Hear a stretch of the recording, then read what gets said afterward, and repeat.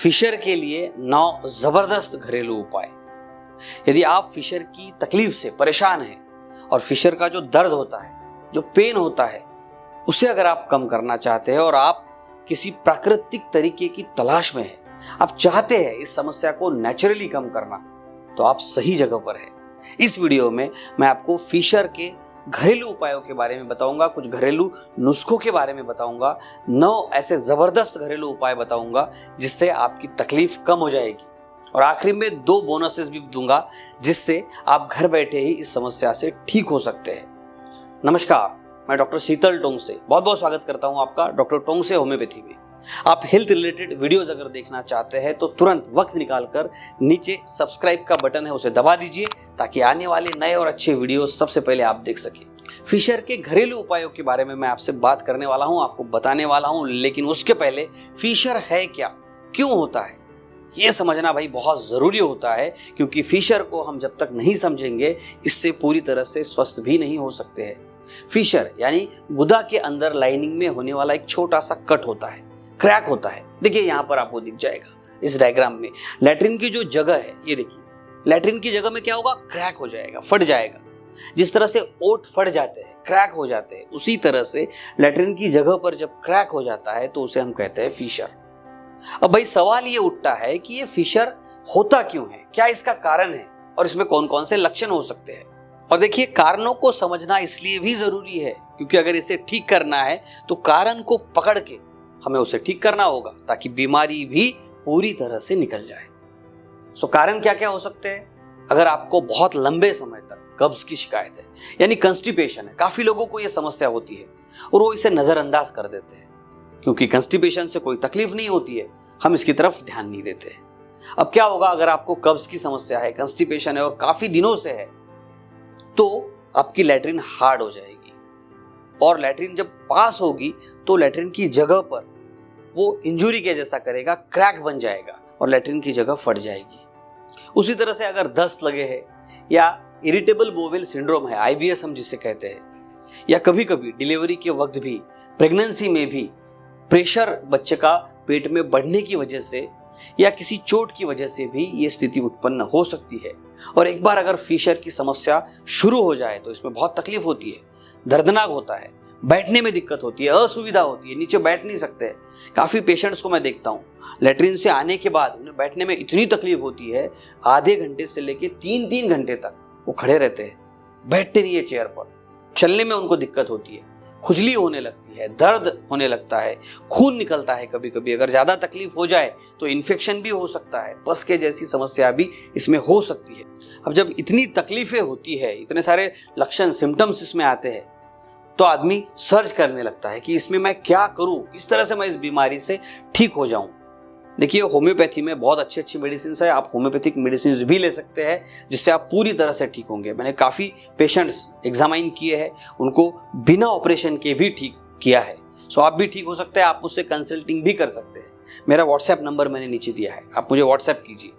याद रखिए, ये घरेलू उपाय समझने से पहले अगर आप डायग्नोसिस करेंगे, डॉक्टर को दिखाएंगे, चेक करवाएंगे तो और भी अच्छा होगा, और उनकी सलाह से अगर ये इलाज आप करेंगे तो बहुत ज़्यादा फायदे का आपके लिए होगा। तो चलिए घरेलू नुस्खों के बारे में समझते हैं। क्या करना है आपको? सबसे पहला काम आप कर सकते हैं जो बहुत आसान है, सिंपल है और कोई उससे नुकसान भी नहीं है। सो आपको सिट्स बाथ लेना है। सिट्स बाथ क्या होता है इसे समझते हैं। आपको क्या करना है, एक टब आप ले सकते हैं, आपको पानी में बैठना है। सिंपल भाषा में अगर मैं आपको समझाऊं तो आपको एक टब में पानी लेना है और आपके गुदा का जो भाग है वो डूबना चाहिए पानी के अंदर और उसमें आपको बैठना है। इसमें आप थोड़ा हल्दी भी डाल सकते हैं। इससे फिशर की जो समस्या है, वहाँ की जो क्रैक है, जल्दी ठीक होने में भी मदद होगी, दर्द भी कम हो जाएगा, थोड़ा सॉफ्टनेस भी वहाँ पे आ जाएगा, आपको काफ़ी राहत मिलेगी। घरेलू नुस्खा नंबर 2, आपको अपने डाइट में फाइबरस फूड ज़्यादा से ज़्यादा लेना है।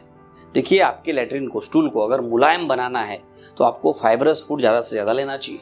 कौन कौन से अनाज में, कौन कौन से खाद्य पदार्थों में ज़्यादा फाइबर्स होते हैं, उसके लिए मेरा ये वीडियो है, आप ज़रूर देखिए। सो फाइबरस फूड अगर आप ज़्यादा लेंगे, आपका लैट्रिन सॉफ्ट हो जाएगा, लैट्रिन की जगह पर प्रेशर नहीं आएगा और तकलीफ आपकी कम हो जाएगी। नंबर 3, पर्याप्त मात्रा में पानी पीजिए। काफ़ी लोगों को मैं देखता हूँ काम की गड़बड़ी में भूल जाते हैं पानी पीना। काम सबसे ज़्यादा इंपॉर्टेंट हो जाता है। सो आपको याद रखना है, हाइड्रेटेड खुद को रखना है, पानी अच्छे से पीना है ताकि आपको कब्ज की समस्या ना हो, लैट्रिन आपकी हार्ड ना हो। 4 नंबर का घरेलू नुस्खा है एलोवेरा जेल। जी हाँ, गुदा क्षेत्र पर, लैट्रिन की जगह पर आपको एलोवेरा जेल लगाना है। इससे आपका इन्फेक्शन भी कम हो सकता है और साथ ही ये सॉफ्टनर का भी काम करेगा, तकलीफ भी आपकी कम हो जाएगी। 5वां और बहुत ही सिंपल घरेलू नुस्खा है जैतून का तेल। जी हाँ, गुदा क्षेत्र पर आप अगर थोड़ा सा जैतून का तेल लगाएंगे तो इससे ये जो त्वचा होती है लैट्रिन की जगह की, ये मुलायम बन जाएगी, सॉफ्ट बन जाएगी और इससे दर्द भी कम हो जाएगा। अब जानते हैं 6 नंबर का सिंपल घरेलू नुस्खा।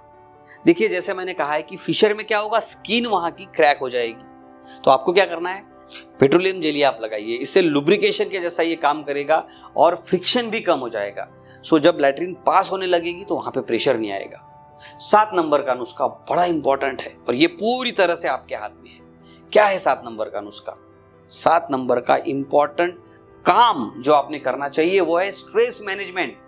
ऐसा देखा गया है कि जो लोग बहुत तनाव में रहते हैं, टेंशन में रहते हैं, उन्हें ये फिशर की समस्या जल्दी बढ़ जाती है। इसीलिए रिलैक्स रहिए। स्ट्रेस को कैसे मैनेज करना है, इसके ऊपर मेरे काफ़ी वीडियोस है, वो भी देखिए और अपने स्ट्रेस को मैनेज कीजिए, मेडिटेशन कीजिए, थोड़ा पैदल चलिए।